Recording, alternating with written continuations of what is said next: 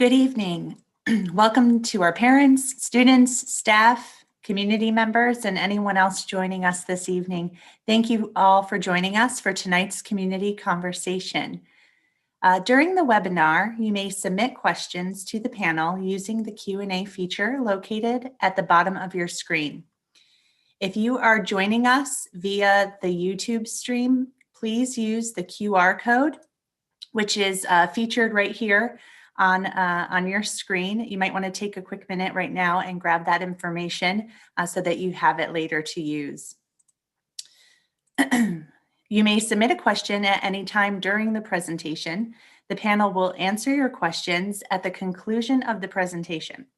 We will do our best to get through as many questions as possible during our allotted time together tonight, but please know if we do not get to your question, we will have captured it, and any questions we do not address during tonight's session will help guide future FAQs. At this time, I would like to introduce our presenters. Dr. John Sandville, our superintendent, Mr. John Nolan, our assistant superintendent, Dr. Leah Ryder, Director of Pupil Services, and Mr. Tim Hoffman, Director of Curriculum and Instruction. I will now turn it over to Dr. Sandville to begin our presentation. Thank you, Ms. Fazio, and welcome everyone. I see the numbers of participants increasing as I speak, so we'll get going here. But I thank you all, pushing 300 of you, to come out on the night before a snow day, a FID day for tomorrow, and so that tells me that this is something that's important to all of you. So thank you. This is actually for the group here on the panel. This is our 6th time giving this presentation. We started yesterday with a presentation to the greater admin team, and then to our task force, which is a group of stakeholders of parents, students, teachers, administrators, and community members who have been helping to provide feedback and input into our instructional model going back to July. Then today we did presentations for our elementary staff, our middle school staff, and our high school staff. So this is the 6th one today, and we'll hopefully keep up the positive energy as we go along. I think that we have learned since March 13th of last March, that with the pandemic and what has happened and what happens around us, we've learned to be flexible, to be nimble, and to sometimes move slowly and other times move quickly. And I really felt that this was a time to move quickly as the environment around us is changing in a lot of different ways. I was seeing out in the ether, as it were, sort of competing rumors and innuendo and information that just wasn't accurate. And I thought it was really important to get in front of everyone, the groups that I talked about earlier, and also our parents, all of you, to make sure that we all had the same information at the same time. So thanks for coming tonight. This is an important conversation, and hopefully we can help to inform you with really good information. The agenda is pretty simple. We're going to look at some of the numbers and the guidelines around those numbers. We'll talk a little bit about testing and vaccination. Look at our mitigation efforts to date, and also potential mitigations for the future. How we are planning to maximize in-person student attendance, and also what resources we put into providing supports for students, because clearly from an academic sense, from a social emotional sense, this is not a normal year, has not been normal since we were closed down on March 13th, and many of our students need it. And so we can talk about that a little bit, and then we'll do a Q&A. This presentation will take about 40 minutes, and then we've got 20 minutes for Q&A. We have some pre-populated questions, which I'll take first, and that'll allow the rest of the team to take the questions that you're putting into the chat, and then sort of get that organized, and then we'll answer as many of those as we can. So with that, I'll talk a little bit now about, and tackle head on the challenges that we face, because I think that everybody on this call and everybody on the 5 previous calls that we've done, 5 previous presentations, we've all faced challenges. This has not been an easy year. It's been demanding on all of us. It's been demanding on our transportation folks who've been in and out, furloughed, not furloughed, other support staff in the same boat. What we've asked our teachers to do, what we've asked administrators to do, the board, and for families, because we recognize for families this is not easy. That multiple schedules, changes of schedules, what this does to your work life, we are really cognizant of it, and I empathize with all the different challenges that each of those groups faces, because it's not easy. And I think that on balance, all of our stakeholders, everybody in this room right now has done a remarkable job. And I thank you for that. I don't think that it could have been, in terms of meeting the needs of our kids, I really personally don't feel that it could have been done better. And that's been a team effort and a lot of going above and beyond on your parts, and I thank you for that. Those of you who've had a chance to spend any time with me at all know that if you ask me how I'm doing, I'm always going to say never better. And some of that is the stiff British, stiff upper lip of a British upbringing that brings you, right? I come by that honestly, but in my core, at my heart, I am an optimistic person. And I truly believe that as difficult as 2020 was, and it was difficult, and 2021 has not gotten off to the start that any of us would have hoped, I believe that the future is bright. I really do. I think that the numbers around us in regards to COVID are getting better. The promise of the vaccine, and even though that's been a challenge, I believe it's going to get nothing but better. And I think all these things add up to a bright future that we can all hang our hat on. So with trying to be optimistic and being optimistic, and hopefully set that tone for the rest of the evening, I'm going to turn this over now to, I keep trying to give this to Mr. Nolan, but I'll stick with it. So our guiding principles, we were working on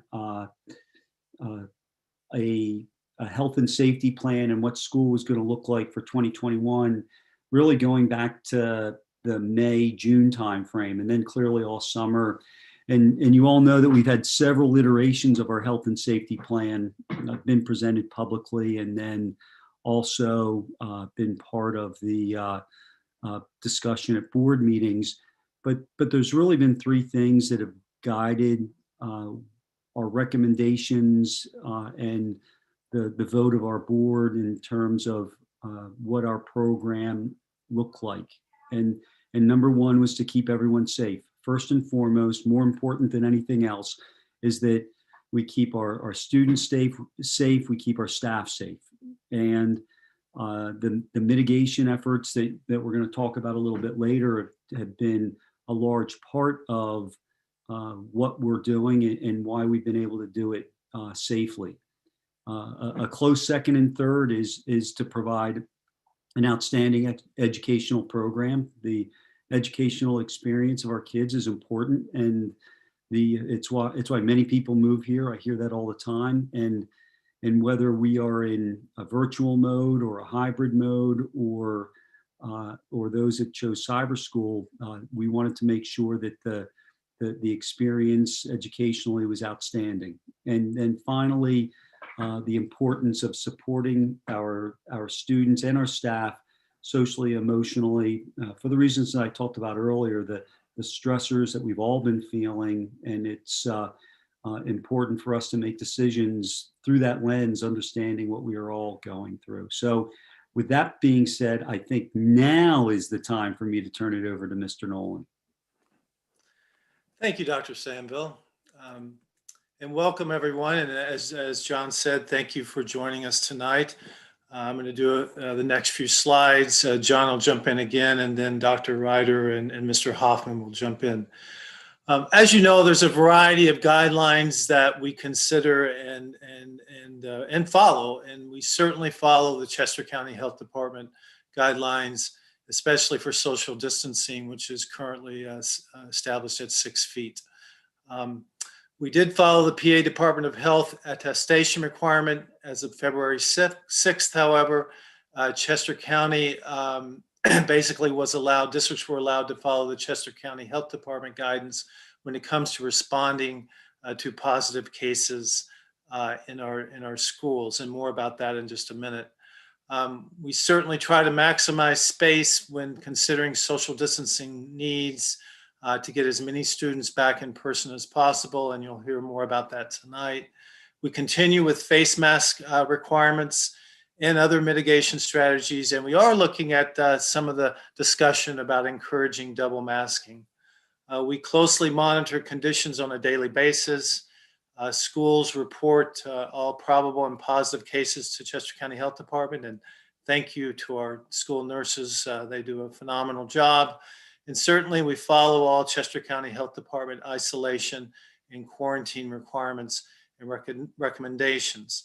And when it comes to positive cases in our buildings or on our campuses, Chester County Health Department will determine if classrooms, wings, or an entire school needs to close based on multiple factors, including the number of new cases among staff and students, how those cases relate to each other, and whether or not those cases relate to other known cases outside of the school setting. Just a quick update on metrics. If you're following Dr. Sandville's weekly emails that contain the report from Dr. Suleiman, you're up on this. But just to review it briefly, the positivity rates and incident rate per 100,000 are trending down in Chester County. That's really great news. The positivity rates from 2 weeks ago went from 7.4 to last week 6.2%.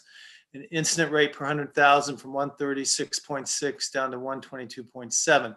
Delaware County did not drop last week compared to the week before. It's kind of plateaued, but it has trended down when you look at previous 3 or 4 weeks quite well. So we are very hopeful that this trend continues. In Dr. Suleiman's reports, she cites several projection models, which generally show that in the next month or so, rates per 100,000 are going to hopefully show a steady decline in Chester County, with the potential of moving from substantial to moderate in the next week or two. Excuse me, that would be really great news. In our local community, in the past couple of weeks, we have gone down from 37 cases to 26 cases, sorry. Dr. Sandville, this is you again. Thank you, Mr. Nolan. So as I alluded to in my opening, that there's a lot of rumor and innuendo out there, and one of the areas which I thought it was important for you to hear from me directly on was the Chester County Health Department guidance. And as of today, this says as of February 16th, but really as of today, I can walk you through what I know about the Chester County Health Department school guidance. As you know, we have been really anchoring ourselves as a district in recommendations from administration to the board when we have shown and developed our health and safety plans, we've anchored on the Chester County Health Department guidance, in part because when you look at and go back to July and August and remember what life was like in those times, we were getting differing and conflicting guidance. The CDC, Pennsylvania Department of Health, the Health Department of Chester County, health departments of Montgomery County and Bucks County, all giving different guidance. And what that led to is we look in the rear view is you could very easily find the guidance that supported your position, and that goes around the 360 of the issue. And so it caused divisiveness in not just our community but in communities across the country. So we have anchored ourselves since going back to August on the Chester County Health Department guidance. And that guidance over the months has been updated and revised a number of times. The last revision was in December. And so that's the guidance that is in force at this very moment. I can tell you that there have been discussions, I've been part of discussions that included the health department in regards to social distancing requirements, and specifically talking about Chester County social distancing requirements compared to social distancing requirements in Montgomery County made by the Montgomery County Health Department and in Bucks County and their health department. There was discussion about linking social distancing requirements to decreasing transmission rates in the county. So as transmission rates, as the evidence of COVID in the community decreased, the social distancing requirements would decrease. We were expecting the potential for updated guidance potentially this week. We've not seen that. I can also tell you there's been statements out there that Chester County superintendents have received a letter from the health department with the guidance. That is not true. That we've received draft versions of guidance. That's not true either. What is true is that we've had discussions about it, had the superintendents had conversations with the health department, but that's it. And so at this point in time, the guidance that was in force on December 11th, 2020 is what's in force right now. And as it relates to social distancing, that is 6 feet. So that is the latest and greatest and most accurate information as it relates to Chester County Health Department guidance. So I'm sure many of you are aware that the CDC came out with new guidance for the operation of K-12 schools. This came out on Friday, this past Friday, February 12th, sorry. The next slides summarize much of that guidance, and just to give you a couple of things from that guidance. Some of the key statements from the CDC in this are that K-12 schools should be the last settings to close after all mitigation measures in a community have been employed, and the first to reopen once things improve. CDC throughout this does stress the importance of mitigation measures in schools, including the wearing of masks and 6 feet of social distancing. However, in some cases, they do reference that 6 feet of social distancing should occur if feasible. Talk a little bit more about that in a minute. Some other key points the CDC makes are that in-person learning for elementary students has less risk than for secondary students. Students should be allowed to have virtual instruction if they choose, and in-person instruction should be prioritized over extracurricular activities. The CDC does provide us a chart. We've had a lot of charts this year, and here's a new one. And this chart titled Recommended Implementation of Mitigation Strategies in K-12 School Learning Modes by Level of Community Transmission. And as you can see, they divide the levels up into 4 levels a low, a moderate, substantial, and then red is the high transmission. And just to define those a little bit based on the metrics that we're used to discussing, which is the positivity rate and the incidence per 100,000 rate. I'll go through this briefly. Low transmission rate is 0 to 9 cases per 100,000 and less than a 5% positivity rate. Moderate is 10 to 49 cases per 100,000 and a 5% to 7.9% positivity rate.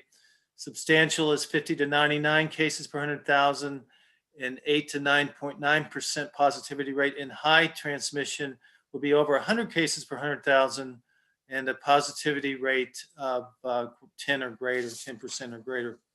And just to highlight a couple of things on here, if you look at the high transmission red area, it does state that middle and high schools in virtual only instruction, unless they can strictly implement all mitigation strategies and have few cases.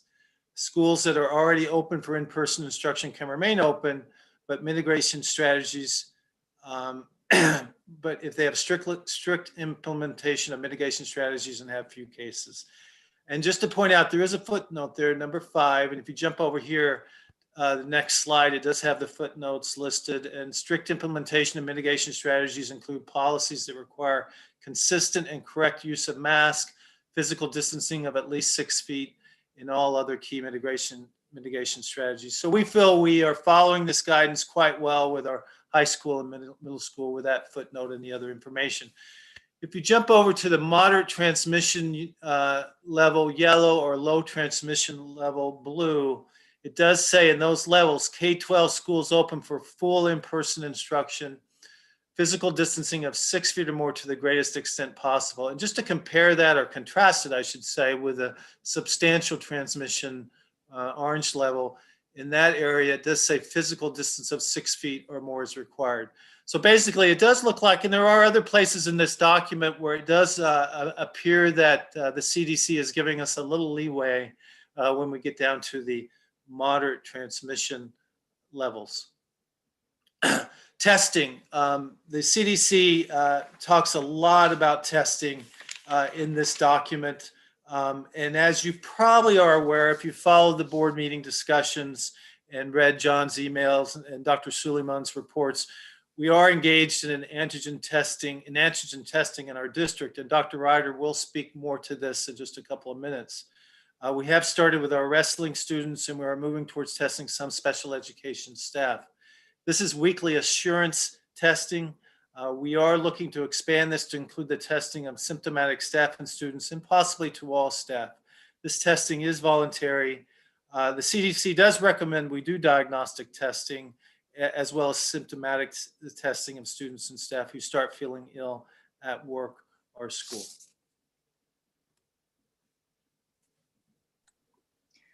So as Mr. Nolan shared, we have several mitigation measures, including antigen testing and the search for the vaccine, but we wanted to share with our community tonight the measures that are currently in place. And this slide just highlights several of the things that are occurring across the district. The first 2 bullets are probably the most important and things that we are very familiar with, and that's the universal mask wearing and the 6 feet of social distancing.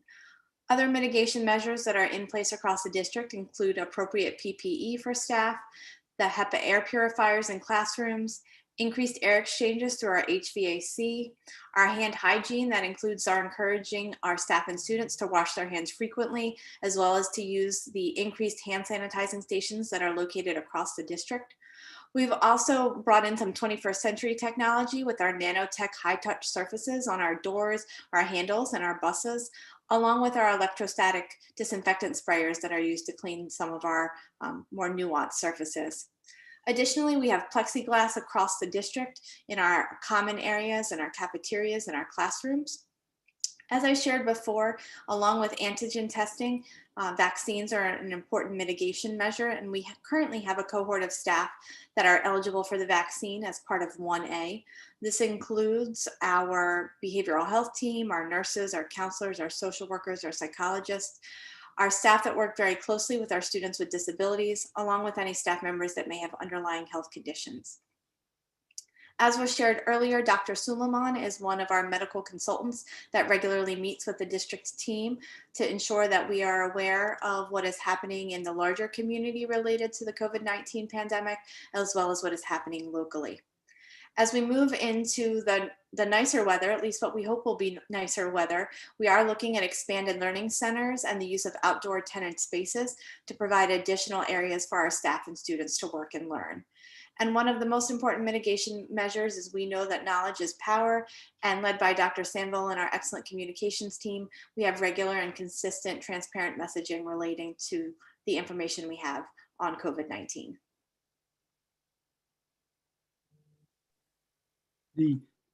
Let me just jump in here for a moment as it relates to vaccines, and I'll turn it back over to you, Dr. Ryder. First of all, I need to thank everyone. I don't often ask for a call for action as it relates to legislative or political issues, and I did on vaccines, and I want to thank you all for reaching out to our legislators, our state legislators, and also our federal our folks in Congress. And I can tell you that they heard you because they contacted me, and it is in my opinion it is really vitally important that we get our staff, and that's from our transportation folks to cafeteria to support staff to teachers. I really think it's important to get them vaccinated if they want to be vaccinated. I know that most want to be, and I think that getting those vaccinations to everyone as quickly as we can should be a priority for the Commonwealth and for the county. But I also know that there are those that don't want the vaccination, and that is also a stressor. So we've got sort of at both ends of the opinion spectrum. We have stressors on our staff. For those who may fear that we're going to require vaccines or other information, collecting of information relative to vaccines, to fear of being on the front lines and not being vaccinated. And I think both of those perspectives are legitimate ones. And so just a couple of things related to that. We are not going to require vaccines either for students or staff. We're not going to collect information about vaccines. We're not going to track it. We're not going to collect that information. We're not going to get into the business of keeping track of people's choices as it relates to healthcare. The only caveat to that is if the state requires it, and they require us to require it. But I would say that the vast majority of folks are looking for vaccinations, and we are left right now in a Darwinian struggle to get vaccinations to people, and that's for, let's just talk about the people in 1A, right? And that's many people on this call, and it is not. I've been based on positions that I've held. I've been in meetings with folks from the governor's office, the Department of Health in Harrisburg, and PDE, as well as our local legislators, and I've told them all the same thing, that that we are one of the worst in the nation in getting vaccines distributed, and we're not doing a fantastic job in Chester County, and I really believe that we can do better, and I've offered supports, and I've offered solutions that in our buildings in the hopes that we can be not just identify the problems here, but actually be part of the solution. So I want all of our staff that are on the call to know, and I want our community members to know that I understand the stressors for all of us relative to the vaccine. We're all in that boat together, and I think that we need to continue to work together. And right now, it's easier to identify the problems and solve them, but we need to keep at it. So I just want everyone to know that this is we'll continue to lobby and influence where we can and call for action where it's appropriate to make sure that vaccines are made available to folks. And so, Dr. Ryder, I'll turn it back over to you. Thanks, Dr. Sanville. Two of the biggest questions that we have received, or that I think you see in the media related to vaccines, are what will vaccines mean for educators, and when will they be available? And as Dr. Sanville shared, we will not be requiring vaccinations for our staff. We will continue to encourage them.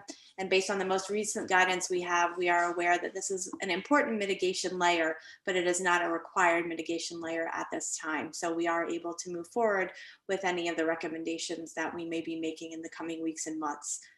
In terms of when the vaccine will be available for educators, for those who are in 1A, it's available now, though we know it's very hard to come by, and we're hopeful that it will become more available as many of our educators fall into category 1B, but we don't have a date. As Dr. Sanville shared, we are continuing to lobby with your support to move educators as frontline workers sort of to the front of the next phase, and we are hopeful that those who are interested will be able to get it soon. And how many of our staff are interested, you may be wondering. We surveyed our staff recently when the phases came out, and 94% of the Unionville-Childs Ford School District staff said that they were willing and or able to accept the vaccine as soon as it were to become available. But we know that Pennsylvania is struggling, and depending on which rating you're looking at, we rank near the bottom of the distribution list for our effectiveness and efficiency with getting the vaccines to the people who are interested in receiving them. As of earlier this week, we know that about 10% of the Pennsylvanians who are eligible have received at least one dose, so it's about 1.2 million individuals. At the county level, we've administered approximately 45,000 vaccines, which is again close to that 10%. It's about 9% here at the county, with Chester County receiving a little more than 24,000 doses last week. So we appreciate all of your efforts to continue to advocate on behalf of educators to receive vaccines, and we'll continue to do that in the coming weeks and months. In terms of antigen testing, another of the many layers of mitigation that we have available to us, you may be aware that we have partnered with CHOP on a project called Project ACEIT, which stands for Assisting Childhood Education with Increased Testing. And really, this is just a school-based COVID-19 rapid antigen testing program. The goal of the program is to reduce the risk of in-school transmission and to bolster confidence that school settings are safe places to learn and work when this type of testing is performed regularly. As was shared earlier in tonight's presentation, our wrestling team started participating in this project last week, and we have plans to expand that testing starting next week to our personal care assistants and others who work with our low incidence special education classrooms.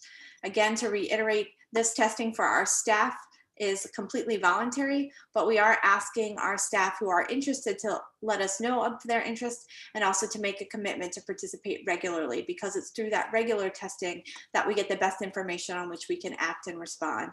We do also have plans in the coming weeks to expand that as staffing and conditions permit.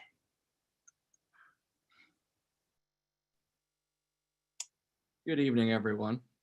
So after hearing the state of our updated guidance from Chester County Health Department and the mitigation efforts across the district, the question really is, how do we move forward in the situation that we're in? So on February 22nd, which is Monday, the board will discuss and vote on the following adjustments to our health and safety plan. So as we go through these slides, they are specific to level. So I will go through each of the specifics here and outline the different nuances or changes that are being proposed to the health and safety plan. So as I mentioned on February 22nd, discussion for elementary will center around bringing pre-first, first, and second grade back to everyday, full day instruction for those students in those grade levels that wish to be in every day. Beginning on March 1st for pre-first and first grade, and March 15th for second grade. It should be noted that at this time, we'll still have the half-day Wednesdays at the elementary level. Across the district, and looking at the numbers, over half of the classrooms in this group can have all students in for regular full day schedules and maintain 6 feet of social distance. And the reason for that really is that they're relatively small class sizes at that age. And with the number of students that are currently remoting in, we feel that in those classrooms, we should be able to offer that going forward. In some classrooms as well, though, if everyone came for full in-person attendance, we would have not enough space to be able to have 6 feet of social distancing. So in those situations, we would utilize a learning center. And if you have a middle school student, you may be familiar with learning centers, but the concept is the same at the elementary level, in that on a rotational basis, if there's overflow or on that particular day there are more students that what spacing will allow in that classroom, students would then report to the learning center for half the day. In analysis of the numbers, most students in any class would rotate into a learning center once or twice a week in those grade levels for a half a day in order to, so if we have these procedures in place, we should be able to bring everybody in at 6 feet of social distancing. In the learning centers will be staffed by UCFSD staff, and the students will be remoting into their classes. So they'll be remoting in from there. Also, it's an opportunity as well for our counselors to be available to check in with students for potential reading support, special education services, related services, potentially all could happen if we have our students at school. At that meeting on the 22nd as well, discussion will center around the middle school, bringing in all students who are in need of support and intervention for 4 of the 5 days of in-person instruction, starting on the week of February 23rd. There's some numbers here that I'm going to go through because the attendance at the secondary level has been different at each of the levels of who is showing up for in-person attendance when they're allowed to be there. So I'll go through this so that you can understand the numbers and what we're trying to do. The key part here is we're trying to maximize the seats. So if we have seats available, we want to try to fill them for students that want to be in person. So at the middle school, we plan on inviting approximately 75 more students to attend. This will potentially increase the number of students in daily attendance by 40. And so why does that number not connect? And it's that if I were to be in school for Monday and Thursday, and my friend was in on Tuesday and Friday, we already are in for 2 of the days, but if we increase to 4 days out of the 5, then there wouldn't be a full impact of 2 students a day being added. So while the total number invited to attend 75, it will potentially increase the number of students in daily attendance by 40, which will allow us to maintain 6 feet of social distancing. And we do estimate right now, based on the numbers, we'd have room for 65 more students daily. So after the 40 daily attendance has been added in, there is a little bit of cushion that we have left available. At the high school, you'll see very different numbers.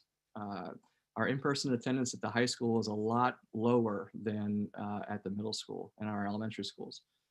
So as you can see here, the plan will be to bring in students in need of support and intervention first, and all seniors, beginning the week of February 23rd.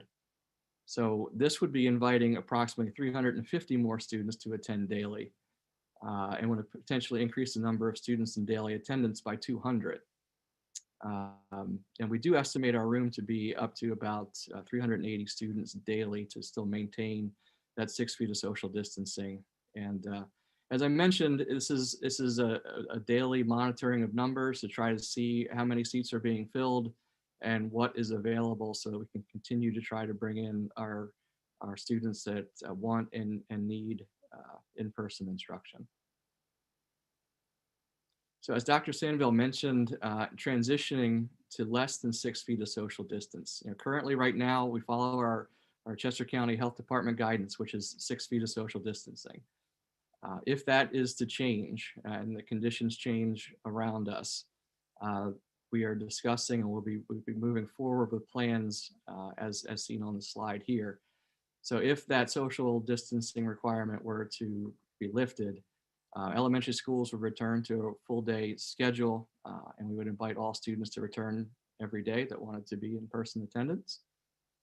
At the secondary level, this is still up for discussion, however, but the idea of bringing students back to the current schedule that they are in at the high school, and then potentially transitioning to a pre-COVID type schedule in a phase 2 of this piece. But there are pros and cons to multiple schedule changes, and so this is something that will need further discussion. However, we do see with the social distancing requirement being lifted, that in one way, shape, or form, we would be inviting students to come back full day for everyone who wants to come in. What schedule that may be in, whether it's a current schedule or a pre-COVID type schedule, that would still be up for discussion. And as mentioned earlier, supports and interventions for students. Our staff has really done a tremendous job of reinventing ways to intervene with students, whether it's our social workers or our counselors or our teachers, finding ways to use office hours, the virtual day at the middle school, meeting with teams of teachers and identifying students who we've been inviting in over the course of the past month or two for in-person instruction every day, where we can bring students in. We just recently brought in our special education students for full day instruction. And obviously we're trying to continue to move forward, and teachers will continue to prioritize their curricular topics and emphasizing those in their instruction, the key concepts. Really looking at that early primary grade benchmark of reading on benchmark by the end of second grade, a critical marker. So we are planning for RTII to start up in the spring for our first grade students. Summer academic camps. We're in the process of determining how to offer the reading and math instruction over the summer for those who would be interested. And as we did last year, our teachers at the end of the year will get some time to collaborate and put together information to share with the next year's teachers, what we call vertical articulation, where they were able to get to in the curriculum, what topics they were able to cover, which topics they covered in depth, which topics they covered in a more not quite as deep, or concepts that may need to be revisited at the start of next year. So we will do that again. We did that at the end of this previous year too, when we were shut down from March to June. So we did that as the start this year as well. So we'll continue to do that. And at this time, I'm going to turn it over to Dr. Sandville for some Q&A. Thank you, Mr. Hoffman. And while we've got the questions coming in, I'm going to let the other panel members work behind the scenes to figure out who's answering which questions. And then I'll go through right now a few pre-populated questions that have come to us or that we've been asked before, to make it kind of clear. Might as well hit them head on first, and then we'll go from there. So the first question, other schools are back full time at 3 feet of social distancing. Why aren't we? And really, the quick answer to that is that the Chester County Health Department guidance is currently at 6 feet, but it's really a much deeper, longer, nuanced answer that we really are asking here. And so I think it's, as I talked to you earlier about what the Chester County Health Department was looking at, we only have to look at the private schools around us to see that many, if not all around us, have been open, of the private schools, have been open since August or September. And why is it that they can be open and we can't? Well, it may be a difficult thing to make those comparisons to a private school with class sizes and the fact that they're not bound by the same kinds of regulations that we're bound to follow. So while it's easy to make that comparison, it's probably not a fair one to make. But what is fair to make is when we start seeing public schools opening every day, and why is it that other public schools can open up every day and we can't? And so we only need to look as far as a school district that's partially in Chester County who's open every day, Twin Valley. They're up mostly in Reading or in Berks County, but also partially in Chester. They're open every day. In Bucks and Montgomery County, Central Bucks is open, Council Rock is open. Others are, if they're not open, are about to open. And so that is, we need to be looking at that, and what is it that they are doing that makes it successful, and we're not doing it. So I can tell you that next week I am attending a conference call with a panel discussion with superintendents on the panel who are in districts, heading up districts who are open in the Philadelphia area and open every day. And they're going to share with us what they've what they're learning, what's going well, what isn't going well, and what that could mean for us. So that's something that we're actively engaged in. And honestly, that kind of thing for us, we do it a lot curricularly, where when we look to make changes in our program, if we're aware of a school district that's doing something particularly well, whether it's math or English language arts or whatever the program, we'll go visit, or in these days, visit virtually. And so we're in fact doing exactly that as we look at other districts who are open. To kind of link the two questions, because they're really related, is the fourth question here. What are Dr. Suleiman's recommendations for social distancing? On Monday, let me take a step back. Dr. Simonson, who's the board vice president and also a pulmonologist, Mr. Nolan and I meet with Dr. Suleiman every week. And then monthly, she does a presentation to the community. And at the last work session, she presented, and the question was asked of her about social distancing. And she talked about her, given the current state of affairs, the current transmission rates, the other parameters around us in our district, in our county, and in the Philly area. She talked about her comfort level with 3 feet of social distancing, as long as everyone's properly masked. But she talked about her comfort level with that, which is a sort of a change in position based on the data. And and I think that is something that is also needs to inform our thinking as we look forward, and as we look at what other districts in Chester County and other public schools in the Philadelphia collar counties are doing. The second one I talked about already: will staff be required to receive the COVID-19 vaccine?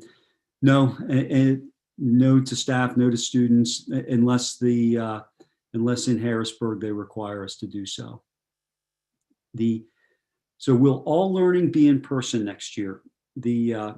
I'll go back to, I'll give you a long answer to this, and then maybe you'll hang on for the answer that you're looking for. So if you may recall, back in July, we went through several versions of a health and safety plan. And in the beginning, we were against the concept of remoting in, of having cameras in the classroom and having staff teach from both to students, teach synchronously, students who were in person and students that were home. And we didn't think it was a good educational model. And I can tell you now, having experienced that model firsthand, I still strongly believe that it's not a good educational model. And I do not recommend that we go into it next year. I think that we need to make a decision as to we'll provide the virtual academy. We'll have our cyber option available to parents and an in-person learning available to parents. But the back and forth, in and out, remote in person, that's we're not going to the sort of split teaching folks, teaching students at home, teaching students in person. The impact to the educational program is really pretty significant in terms of time that it takes to operate in that format. So that is the answer is will all learning be in person next year? No, you can do the UCF-VA program or you can come in person. So, but those will be the choices for next year. Why are we bringing in primary students for full-time in-person learning? There's a couple of reasons there, and Mr. Hoffman touched on them to some degree. You know, we are constantly looking at where, in talking to our teachers and looking at progress monitoring data points and seeing where our students are doing well and where our students are not doing well. And one of the areas of concern for us is pre-first, first, second. And that is because by really an unwritten goal for us is to have everyone reading on grade level by the end of second grade. There's a lot of research about the efficacy of doing that and the import of doing that in terms of long-term reading ability. Because if you're not reading on grade level by the end of second grade, the interventions in terms of time, in terms of effort, in terms of finances are considerable, but the return is not nearly what the interventions are when you provide them in pre-first, first, and second grade. And so that is a driving force in our decision to do this. The other thing is the reality is that we have small class sizes and classrooms that are large enough that we can combine the morning session and the afternoon session.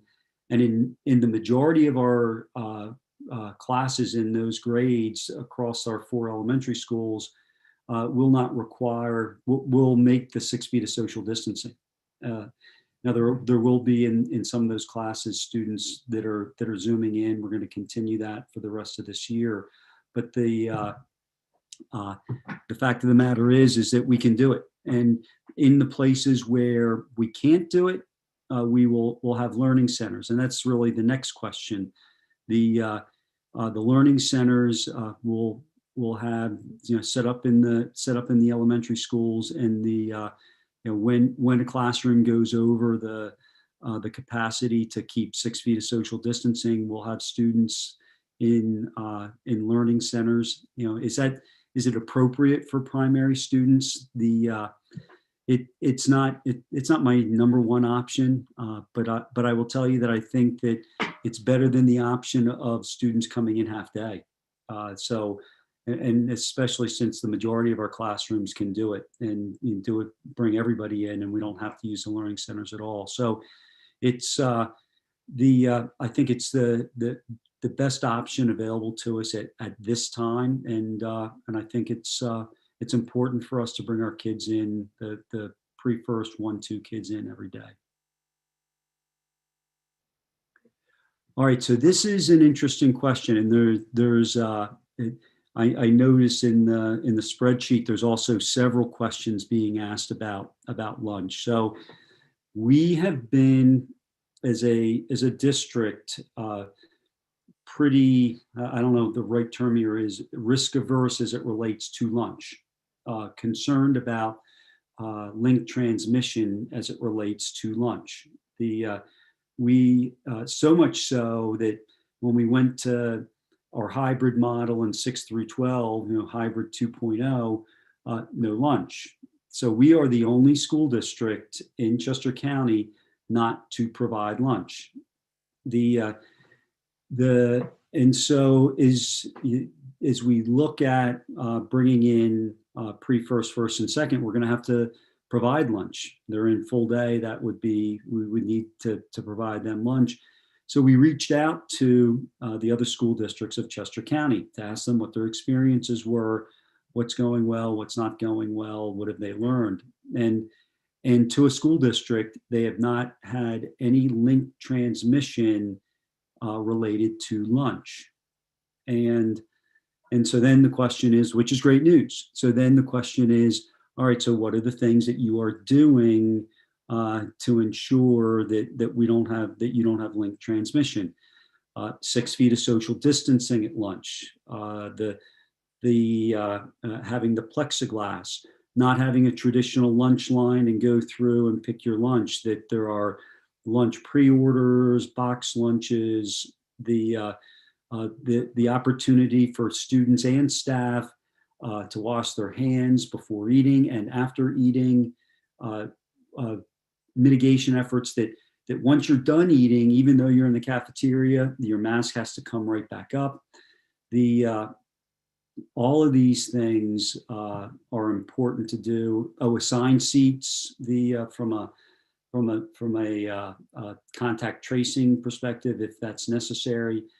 All things that other districts are doing, and being able to provide lunch in a safe way without any issues. And so that is it. When we get to the point where we're providing lunches again at the elementaries and then potentially at the middle and high school in the near future, these are the things that we're talking about. So with that, I will turn it over to Ms. Fazio to ask a few more questions.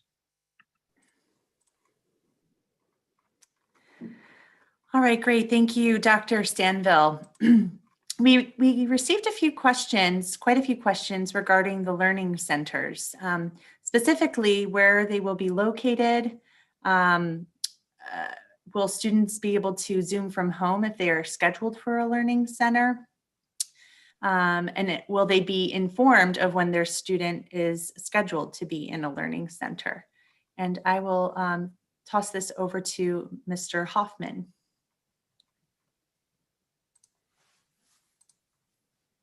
Thanks, Ms. Fazio. Yeah, there were definitely some questions about the Learning Center. And a lot of the location questions really are building specific at the elementary level and at the high school. At the elementary levels, depending on what locations are used for arrival and dismissal, those types of things. So each building principal is working on a plan for their location that's most appropriate for the Learning Center. In the Learning Center as well, there will be 6 feet of social distancing. So that's important to know as well. But as far as generally where it's located, it's not going to be in one specific place in each building, but it's going to be in the optimal place that can be socially distanced, supervised, and that is safe, because of a lot of the arrival and dismissal uses some of our larger spaces.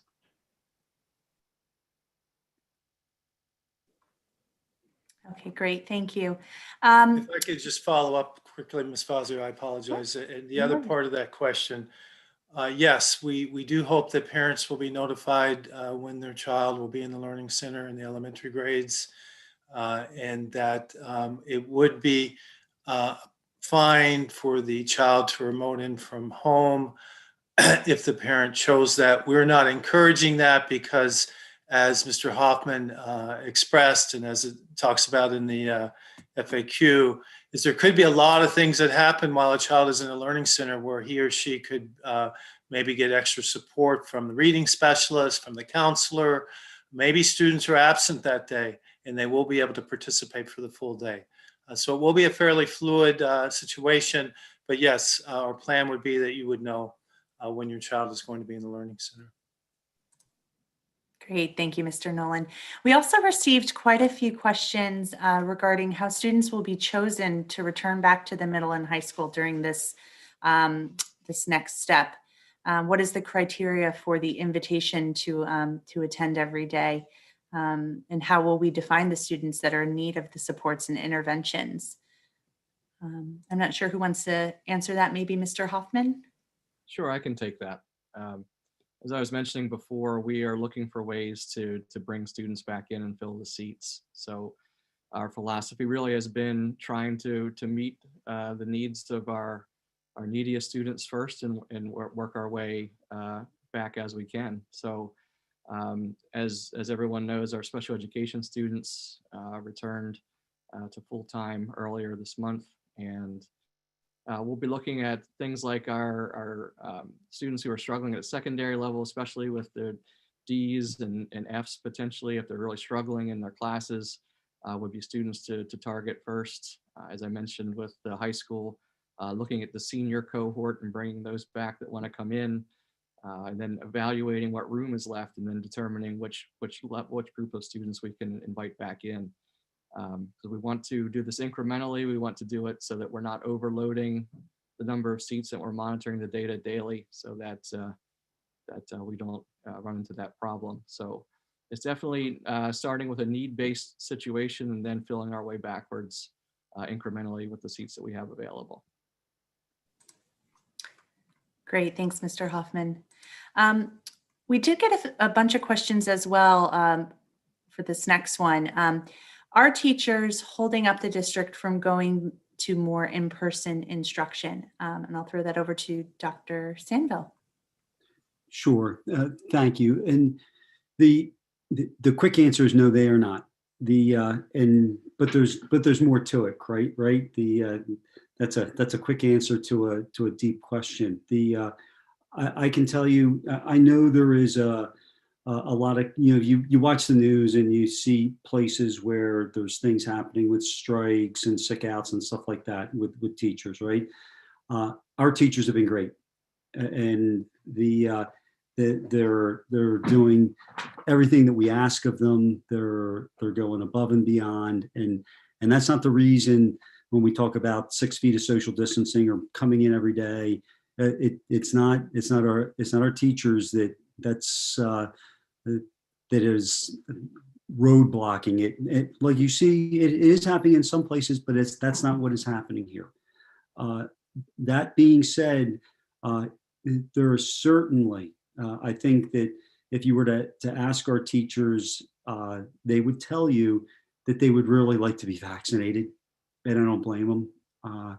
I think that just like all of us, and I've said this to people before, there's a range of sensibilities, right?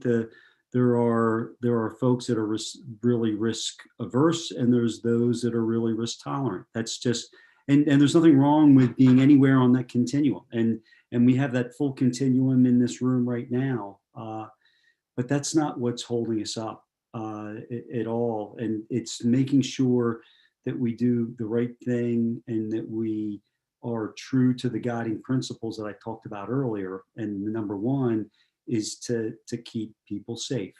And we've done a pretty good job of that. And as we've done a good job of that over time, we're looking to open the door wider. And so, and opening that door wider may be too slow for some and too fast for others. I get that, and I appreciate those differing perspectives as well. But this is not about teachers saying we're not gonna do it, we're not gonna come in. That's not the issue.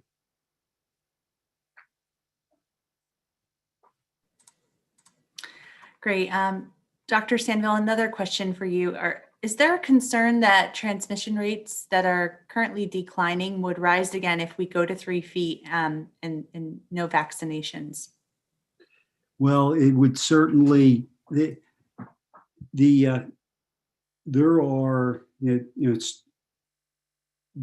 probably the most important thing that we're doing in terms of a mitigation strategy.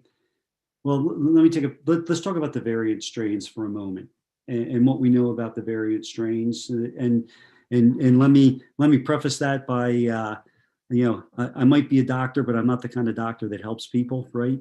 So I'm not a public health specialist. I'm not a physician, but I have learned a lot over the close to nearly a year. And I do have those meetings that I'm in on with Dr. Suleiman, and I've learned a lot. And I think that as it relates to the variant strains, we know that our mitigation efforts that work right now work for the variant strains. So if we mask and we mask properly with a tight fitting mask or a double mask, that works. The CDC, tells us that.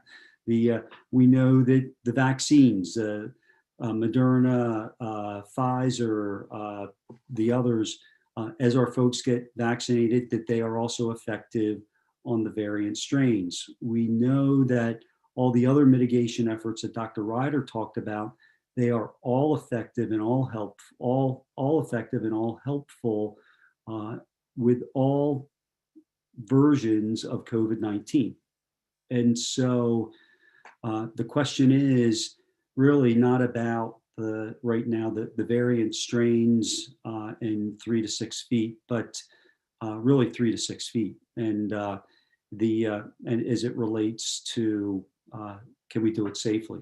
And if we were to do it and we find that there's linked transmission, we would take a step back and say, well, what are we doing? And is this working or not? And we'll find, quite frankly, we'll find out a lot in the conversations with other public school districts that are open right now. So I don't know if that answers the question, but it's certainly the variant strains are on our minds, but we're buoyed by the fact that we know that what we're doing in mitigation now is going to work with the new strains as well. All right, thank you, Dr. Sandville. And we did go over our allotted time together, which was fine because we got so many great questions and we only got to a fraction of them. But please know that we did capture every single question, and we will be going through those questions in the next coming days to create a helpful FAQ for you. So thank you to those who have submitted questions. We do have that information. Thank you.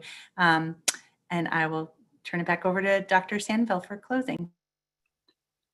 Thank you, Krista. Thank you, everyone, for coming, for the thoughtful questions that came in, for hanging with us, not only to the end, but for overtime here. And have a great evening. Be safe tomorrow and the snow coming in. And we shall hopefully see you Friday. We are hopeful for